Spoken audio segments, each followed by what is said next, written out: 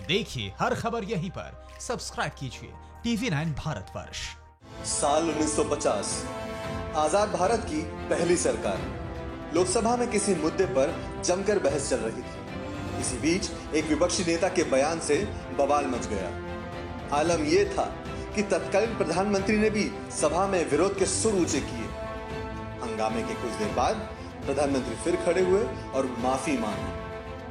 वो विपक्षी नेता और कोई नहीं, बीजेपी के आधार स्तंभ कहे जाने वाले डॉक्टर श्यामा प्रसाद मुखर्जी थे और माफी मांगने वाले भारत के पहले प्रधानमंत्री पंडित जवाहरलाल नेहरू थे और मुद्दा था नेहरू लियाकत समझौता। तो हुआ कुछ यूं था। श्यामा प्रसाद मुखर्जी नेहरू की पहली सरकार में मंत्री थे। जब नेहरू लियाकत पैक्ट हुआ तो उन्होंने और बंगाल के एक और बड़े नेता ने इस्तीफा दे दिया और इसी इस्तीफे के बाद उन्होंने जनसंघ की नींव डाली।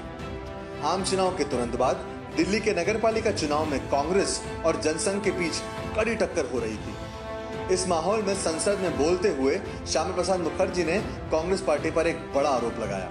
उन्होंने कहा कि कांग्रेस ने चुनाव जीतने के लिए वाइन और मनी का इस्तेमाल किया है। इस आरोप का नेहरू ने काफी विरोध किया, पर यहीं उनसे एक बड़ी चूक हो गई। नेहरू समझे कि डॉक्टर मुखर्जी ने वाइन और विमेन कहा है। उन्होंने खड़े होकर इसका पुरजोर विरोध किया और मुखर्जी के आधिकारिक बयान की जांच करने के लिए कहा।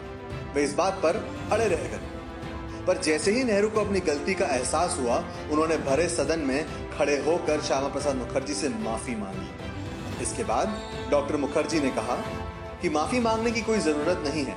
मैं बस यह कहना चाहता हूं कि मैं गलत बयानी नहीं करूंगा। आप चाहें तो मेरे बयान का आधिकारिक रिकॉर्ड उठाकर देख लीजिए कि मैंने क्या कहा है। आज ही के दिन 119 साल पहले 6 जुलाई 1901 को श्यामा प्रसाद मुखर्जी का जन्म हुआ था। पीएम मोदी ने उनकी जयंती पर श्रद्धांजलि देते हुए कहा, मैं उनको नमन करता हूं जिन्होंने देश के विकास में अतुलनीय योगदान दिया, देश की एकता को मजबूत करने के लिए साहसिक प्रयास की और उनके विचारों और आदर्शों से आज भी लाखों लोगों को प्रेरणा मिलती है। वहीं गृह मंत्री अमित शाह ने कहा, कश्मीर को भारत का अभिन्न अंग बनाए रखने और देश की एकता और अखंडता के लिए उनका समर्पण और बलिदान देशवासियों को सदैव प्रेरित करता रहेगा।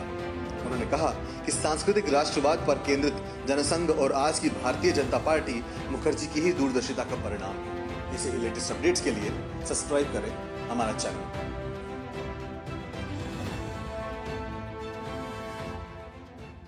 TV9 Network, 6 languages, Hindi, English, Telugu, Kannada, Marathi and Gujarati.